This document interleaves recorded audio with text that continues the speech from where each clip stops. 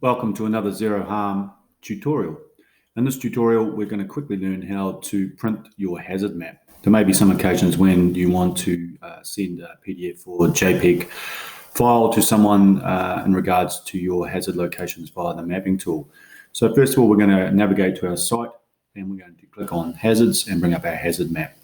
From here, we are going to expand into a larger map view, which will take us straight through to the Google map itself.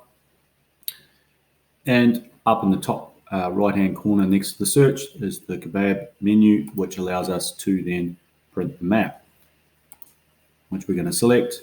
And here you would adjust the size. We're going to go for A4. We're going to go for an orientation of portrait, and we're going to print it as a JPEG.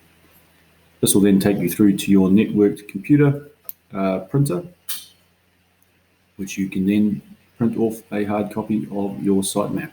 You may need to do some adjustments of zooming in and out of the map before you go to the print selection to get it more centered or slightly larger. We hope that helps.